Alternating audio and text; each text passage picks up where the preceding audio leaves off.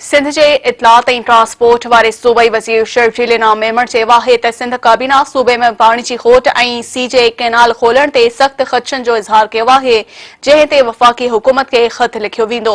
सिंध काबीना जे इजलास खां पोइ सूबाई वज़ीर शबीर बिजाराणी ऐं ॿियनि सां गॾु मीडिया खे ब्रीफिंग ॾींदे सूबाई वज़ीर शर्जील इनाम मेमण चयो त इरसा सूबनि में गैर मुनसिफ़ाणी तरीक़े सां पाणी विरहाए रही आहे। 1991 वारे पाणी मुआहिदे ते अमल न पियो थिए, जंहिं करे मुल्क में पाणी जी खोट आहे त उन जी 1991 जे मुआहिदे तहत मुनसिफ़ाणी विर्छ कई वञे, पर बदकिस्मती सां पाणी मुआहिदे ते अमल न थी रहियो आहे, जंहिं सबब सिंध में पाणी जी शदीद खोट आहे ऐं फसल सुकी रहिया आहिनि। शर्जील इनाम मेमण चयो त सीजे कैनाल खे गैर कानूनी तौर खोलियो वियो आहे। पाणी जी खोट सबब उन खे कंहिं बि सूरत में खोले नथो सघिजे।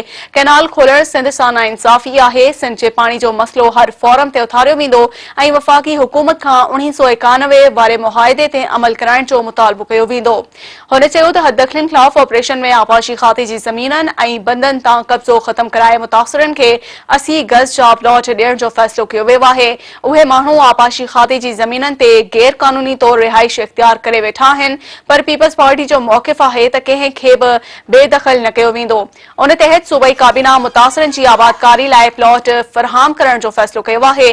सूबाई वज़ीर वधीक चयो त सिंध काबीना सिंध जे साहिली इलाइक़नि में 64 फिशिंग जेटर्स खे रजिस्टर करण जो बि फ़ैसिलो कयो आहे। कराची फिश हार्बर जे बोर्ड ऑफ डायरेक्टर्स जे ॿीहर जोड़जक जी मंज़ूरी ॾिनी वई आहे। माहीगीरनि जे नुमाइंदगी खे अवलीन तरजीह ॾिनी वई आहे ऐं मक़ामी MNAs ऐं MPAs खे बि शामिल कयो वियो आहे। हुन चयो त काबीना Sindh habitual offender monitoring bill 2022 Sindh assembly ॾांहुं मोकिले छॾियो आहे। असेंबली में समूरनि सियासी पार्टियुनि खे नुमाइंदगी आहे। उन्हनि जूं सिफ़ारिशूं बि शामिल कयूं वेंदियूं। हीउ हिकु अहम बिल आहे। शहरनि में स्ट्रीट क्राइम वधी रहियो आहे, उन ते ज़ाब्तो आणणु ज़रूरी आहे। सूबाई वज़ीर चयो त 60 सालनि खां मथे उमिरि वारनि खे सीनियर सिटीज़न कार्ड जारी करण जो फ़ैसिलो कयो वियो आहे।